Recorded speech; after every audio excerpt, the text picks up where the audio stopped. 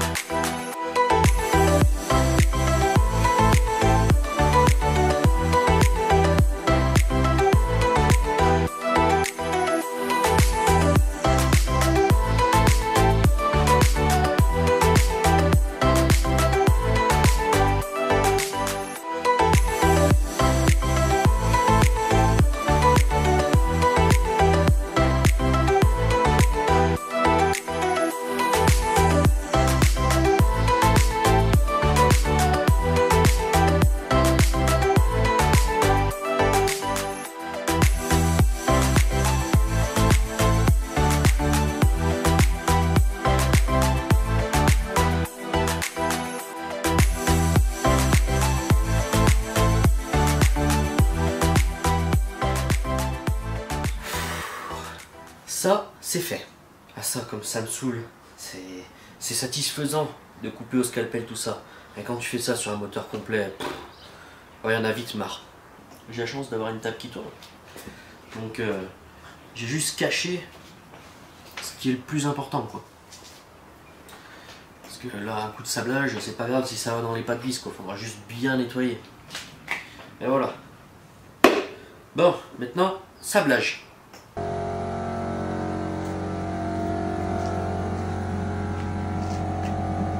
Nous revoilà devant notre bloc sablé. Enfin sablé, pas à 100% comme je l'aimerais. J'ai sablé de partout, mais j'aurais aimé le faire revenir brut. Vraiment comme là, je vous ferai un zoom, vous verrez. Il n'est pas exactement à 100% brut de partout. Il est sablé de partout, c'est sûr, mais 100% brut, non. Tout simplement parce que le compresseur de mon collègue, il a lâché. Vers la fin. Tant pis, l'essentiel c'est que ce soit sablé de partout. Mais c'est vrai que j'aurais aimé, bon ça c'est du perfectionnisme, hein, ça c'est vraiment pour être sûr que ce soit vraiment assez propre. C'est juste qu'il y a des endroits, voilà, ça sera pas super propre au visu, mais qui va aller voir le moteur sous le capot, sous la pompe à eau, sous la pompe à injection, sous les machins comme ça, quoi. Il n'y a que moi qui le saurais. Et vous aussi. Alors maintenant que ça c'est fait, on va souffler de partout pour enlever tout l'excédent de sable. Et c'est parti pour la peinture. Bon, je vais quand même vous montrer ce chef-d'œuvre parce que c'est joli un bloc moteur sablé. Donc les endroits qui sont pas bien sablés pour moi, par exemple, il y a ici, donc ça partira pas, c'est sûr que c'est tenace, hein, là, voilà. Mais c'est vraiment pour faire vraiment partir à 100%. Bon, c'est pas bien grave, hein, parce que du moment où il est sablé, qu'il est à l'état brut, je peux le repeindre. Et c'est vrai que c'est super chouette quand même. Hein.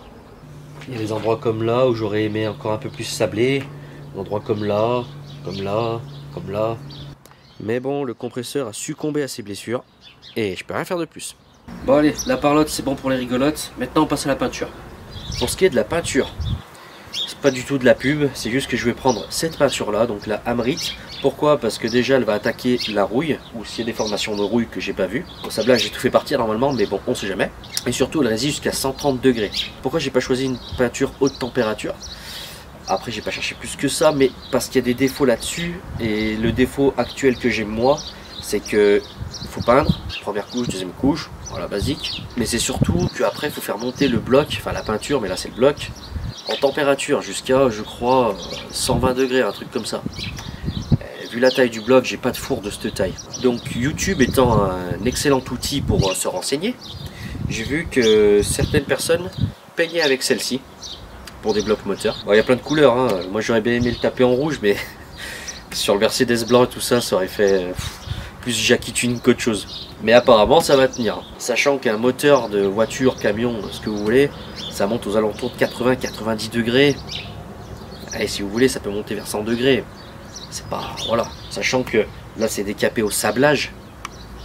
Franchement, je me fais pas trop de soucis. Mais s'il y a des problèmes, je vous le dirai. Et je vais être obligé de l'appliquer au pinceau. Je voulais l'appliquer au pistolet pour que ce soit plus propre. Et puis parce que j'aime bien peindre au pistolet. Mais c'est marqué qu'il faut pas la diluer. Donc je fais ça au pinceau. Allez, c'est parti.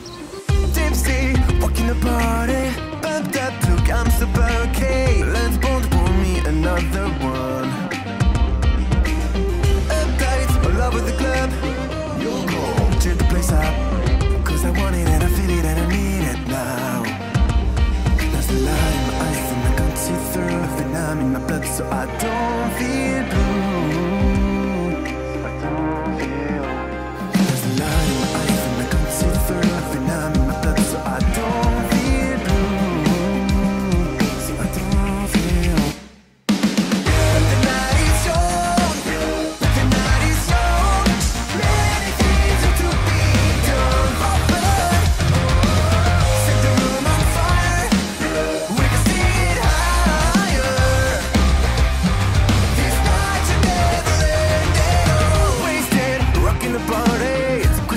Je vous ai épargné ce petit moment peinture, hein.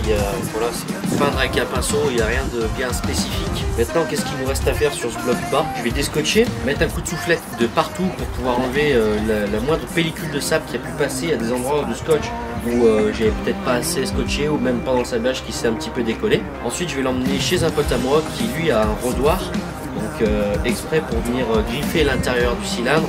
Je vous expliquerai un petit peu après. On va déscotcher.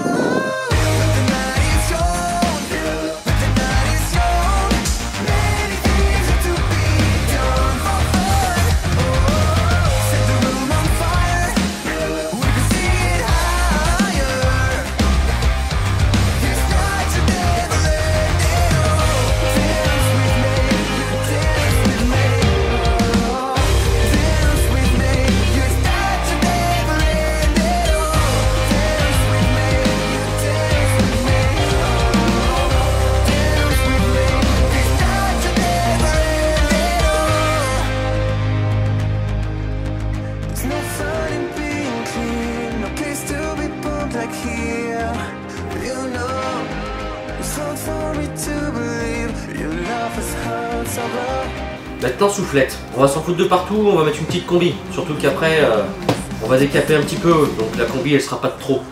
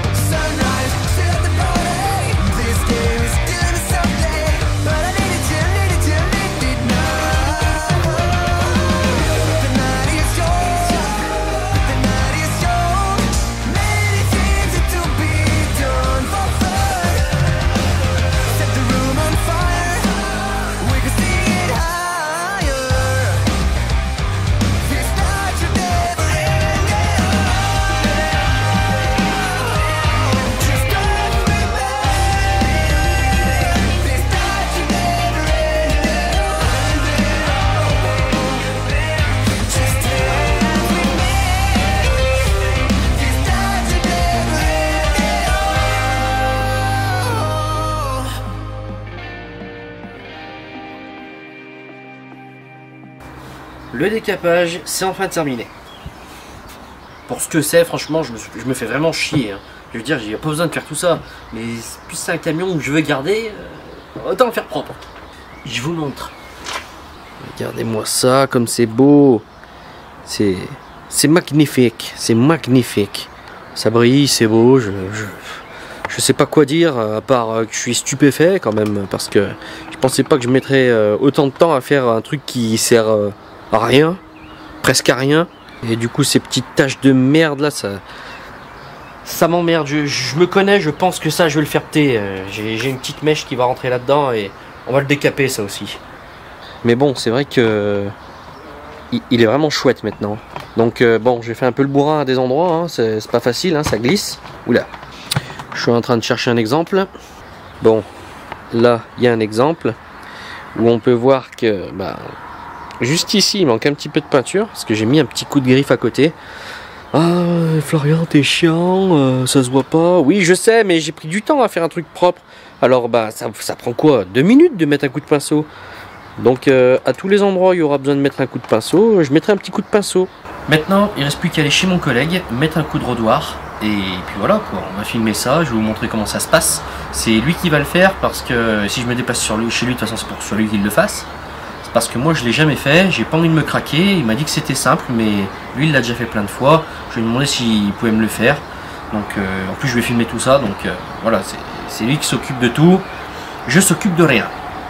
Allez, en route. Vous ici?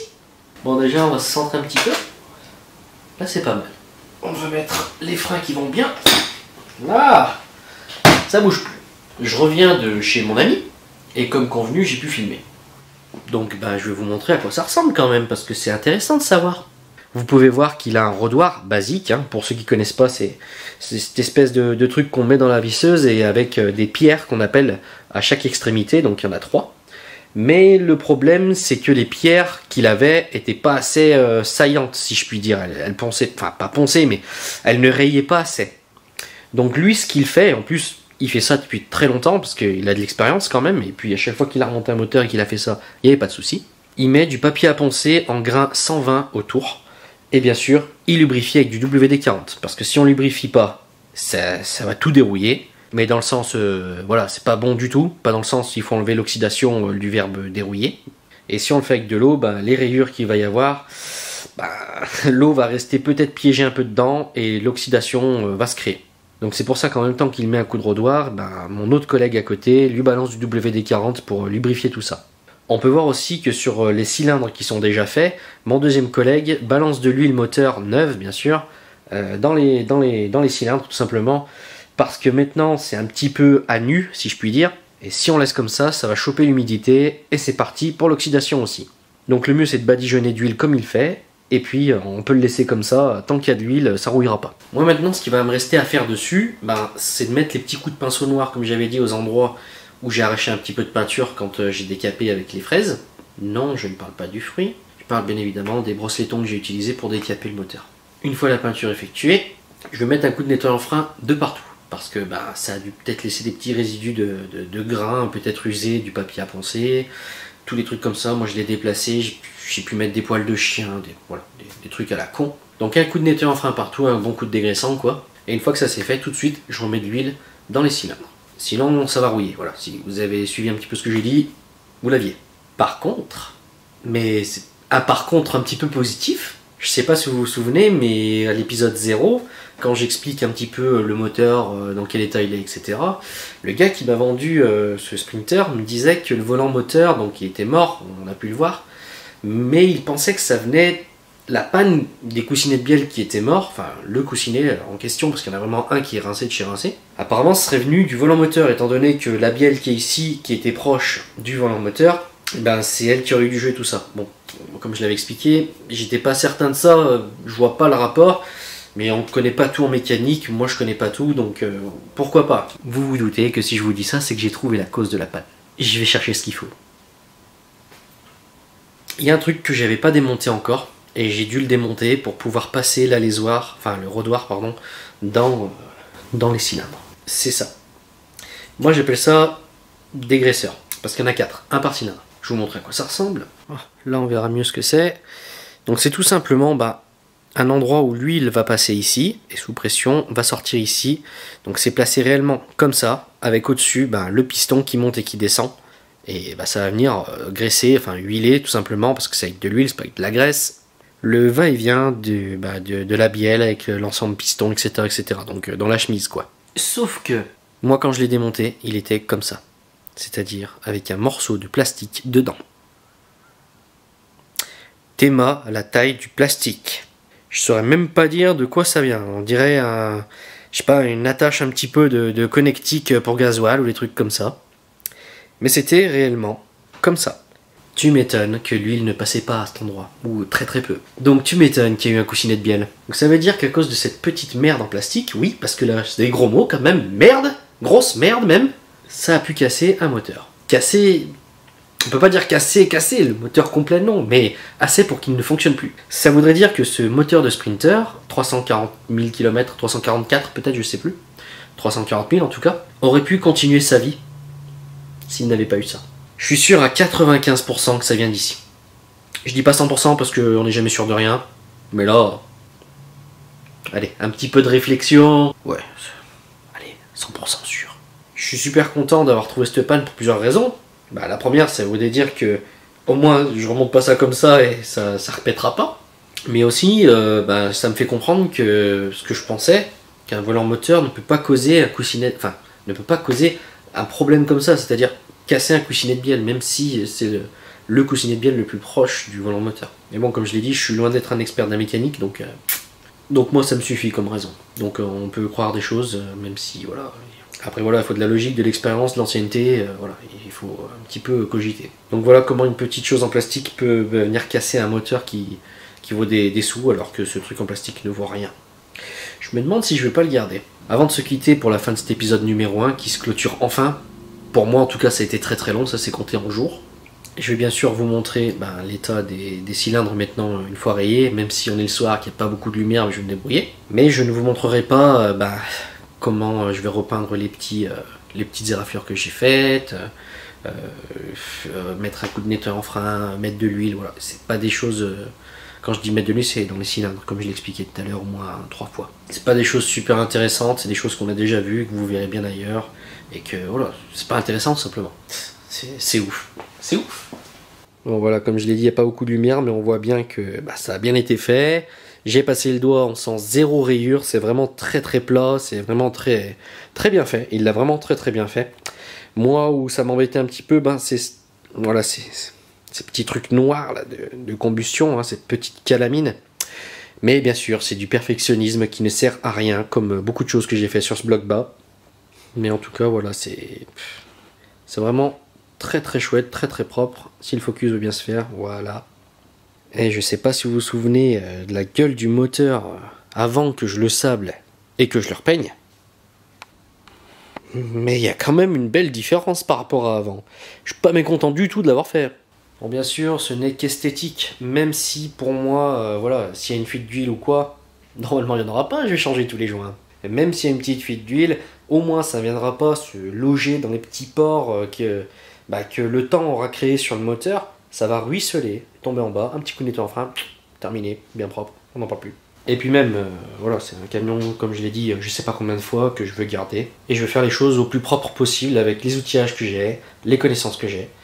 Et voilà, tout simplement, je sais pas, le boulot parle de lui-même, quoi. Je vous laisse avec cette belle image de bloc moteur bas qui est très très jolie. Enfin, en tout cas, moi je le trouve très très joli. Et je vous dis à la prochaine pour l'épisode 2 ou alors un autre épisode sur la chaîne Bumbo. Ciao!